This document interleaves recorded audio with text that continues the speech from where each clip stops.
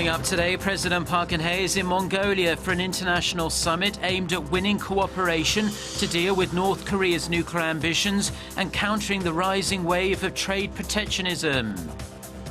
Senior diplomats from South Korea, the United States and Japan are set for security talks in Hawaii as tension looms over North Korea and the South China Sea crisis. First, as the race for the White House intensifies, Donald Trump catches up with Hillary Clinton in the latest poll, with both candidates tied at 40% each. Stay tuned for these stories and more.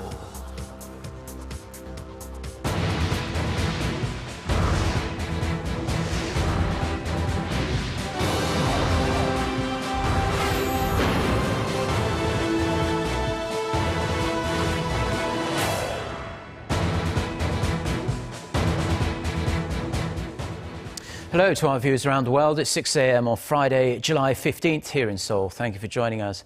I'm Mark Broom. We start this morning with President Park Geun-hye's latest international trip. The South Korean leader is in Mongolia for the Asia-Europe Meeting Summit and for talks with her Mongolian counterpart. Officials say the events will give President Park the platform to tackle some economic and security challenges and garner support for her administration's North Korea policies. Seongju starts us off. 특히 브렉시트 이후 보호무역주의와 신고립주의 확산이 우려가 되고 있는데 앞으로 우리가 대외지향적 개방정책 기조를 선도하고 자유무역 규범의 공고화를 이끌어가는 첫 번째 외교 무대로 이번 아셈 정상회의가 중요하다고 봅니다. President Park will take the stage at the Asia-Europe meeting, hoping to use it as an opportunity to promote Korea as a leading open trade nation. The summit, celebrating 20 years of solidarity between Asia and Europe this year, is the first multilateral event to be held since Britain's decision to leave the European Union. More than 50 leaders will discuss ways to enhance their intercontinental partnership on issues ranging from climate change to terror threats, and North Korea will be a part of that agenda as one of the threats to security and the economy in the region. President Park will point to North Korea as the biggest threat to realization of the potential for cooperation for the peace and prosperity of Asia and Europe. She will suggest that the ultimate solution to North Korea's nuclear and human rights issues is unification on the Korean peninsula, and she will call for ASEM member nations' cooperation in pressing the regime. President Park will also hold bilateral talks with the leaders of the European Union, Laos, and Vietnam between the sessions on Friday. Through her speech at the summit, President Park will help guide the discussion by laying out her vision for the ASEM nations as they work to overcome a new set of challenges. 송지선, Arirang News, Ulaanbaatar. Now, before setting off to Mongolia, President Park Geun-hye attempted to play down the growing public unease surrounding the decision to deploy the U.S. missile defense system known as THAAD to a sparsely populated county in the south of the country.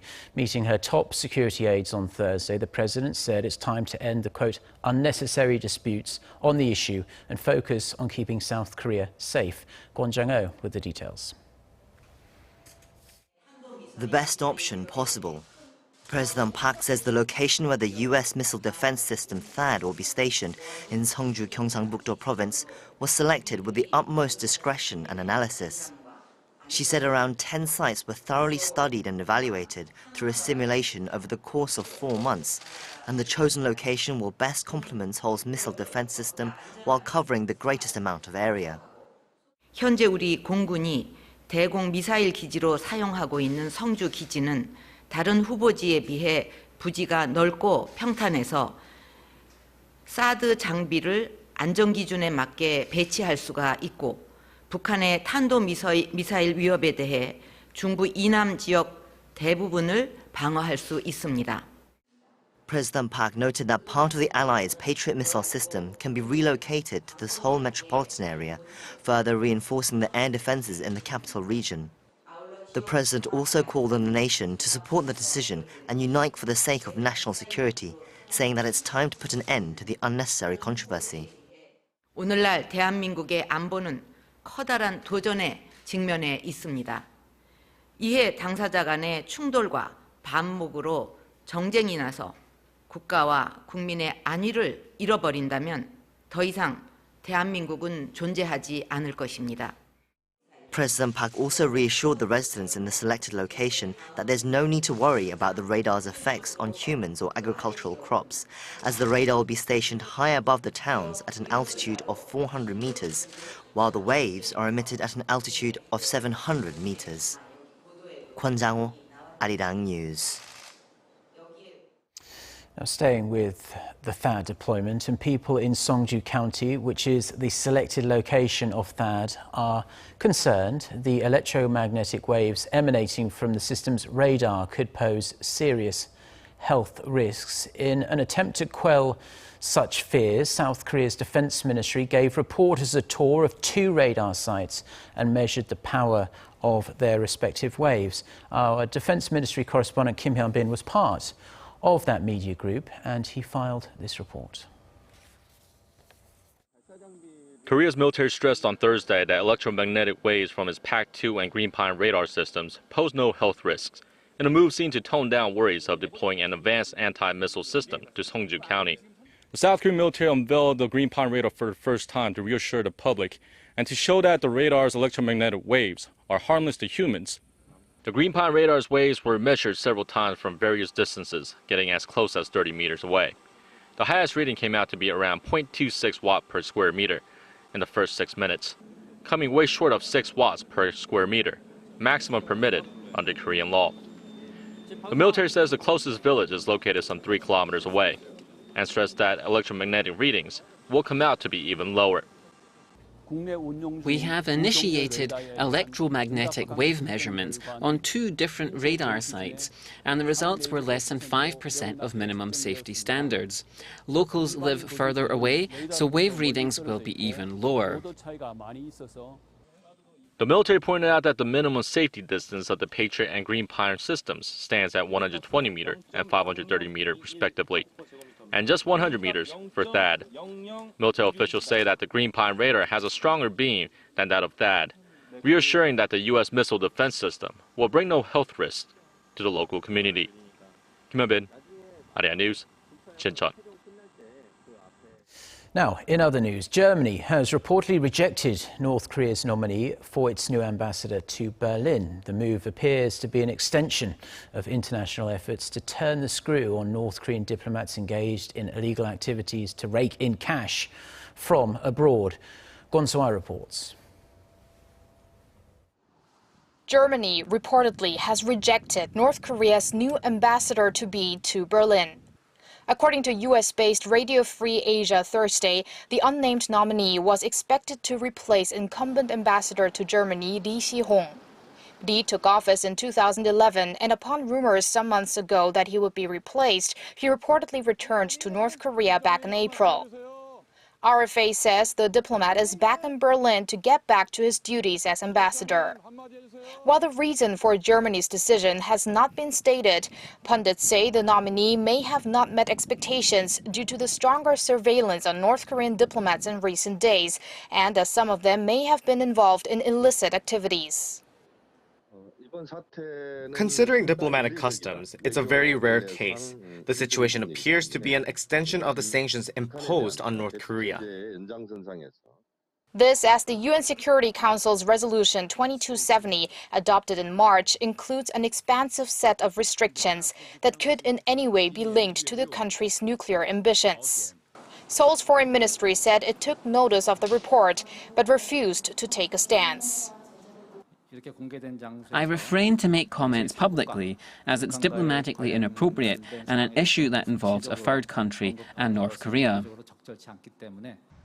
If confirmed, the case may be the beginning to even bigger hurdles that North Korea has to face on the diplomatic front. Kwon So-ah, Arirang News. Now, Deputy Foreign Ministers from South Korea, the United States and Japan are set for trilateral talks in Hawaii. The meeting, set for Thursday local time, comes as tensions are running high in the region over North Korea and territorial disputes in the South China Sea. U.S. Deputy Secretary of State Antony Blinken will host South Korean First Vice Foreign Minister Im Sung-nam and Japanese Vice Foreign Minister Shinsuke Sugiyama. At the start of the meeting, US Vice President Joe Biden is scheduled to deliver opening remarks underscoring the importance of security cooperation between the three nations. In recent days, North Korea has threatened physical retaliation in protest of the US sanctions on leader Kim Jong-un and the decision to deploy the THAAD missile defense system to South Korea. The talks also take place after an international panel rejected China's territorial claims to most of the South China Sea. Now, a UN court in The Hague ruled in favour of the Philippines this week in a case regarding the hotly disputed South China Sea. The ruling sparked protests from Beijing and also became a top agenda item for ASEAN countries on Thursday, but the members could not reach any kind of consensus on where they stand on the verdict. EG1 reports. The Association of Southeast Asian Nations, or ASEAN, has failed to issue a joint communique over an international tribunal's decision to side with Manila in a China-Philippines dispute in the South China Sea.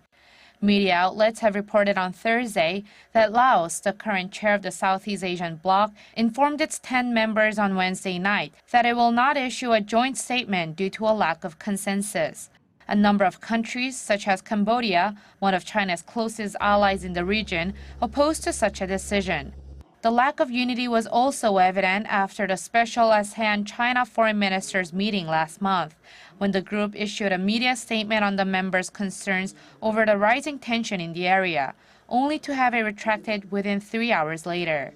Although the latest international tribunal's ruling was for a case brought by the Philippines, there are 3 other ASEAN members, namely Brunei, Malaysia, and Vietnam, that are competing claims on the South China Sea as well. And all eyes are now on what move or response China will take towards its neighboring countries and respective claims, especially with a number of international meetings lined up, including this week's ASEM Summit and the G20 Hangzhou Summit. 이지원, Arirang News. Now in the race for the White House, a new poll suggests Donald Trump has caught up with Hillary Clinton, with both candidates tied with 40% voter support. The latest New York Times CBS News poll suggests that Clinton's 6 percentage point lead from last month over the presumptive Republican nominee has evaporated.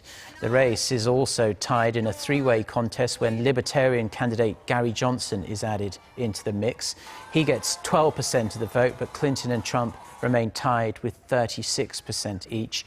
In particular, more voters believe Clinton is dishonest and cannot be trusted. This increase comes after the recent FBI investigation suggested Clinton was extremely careless with handling government email but should not be prosecuted.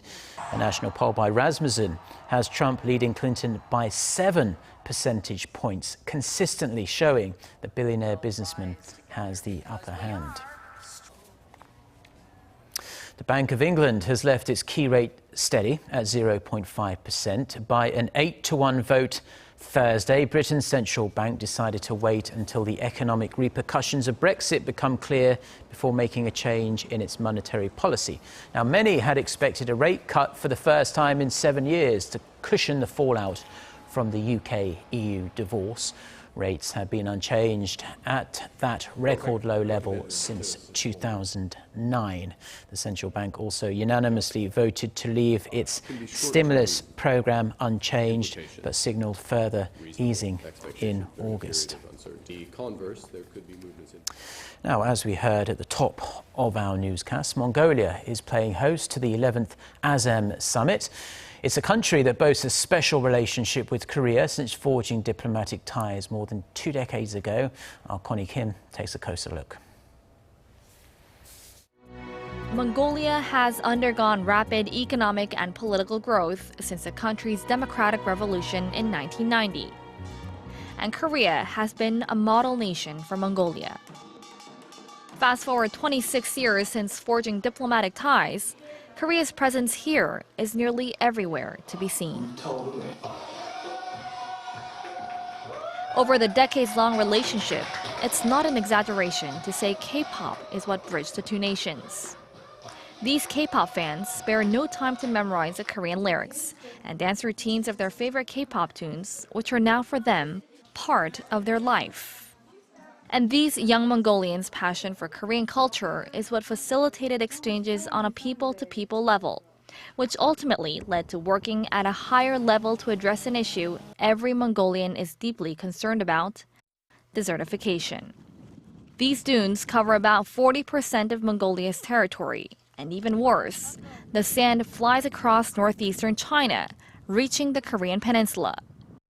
Korea has joined the fight against desertification with Mongolia, for one, getting involved in a 10-year Greenbelt project in the Gobi Desert, and second, actively rehabilitating mines that act as the biggest cause of desertification. These are just a few cases that have cemented bilateral relations, leaving the door open for more potential growth culturally, socially, and economically.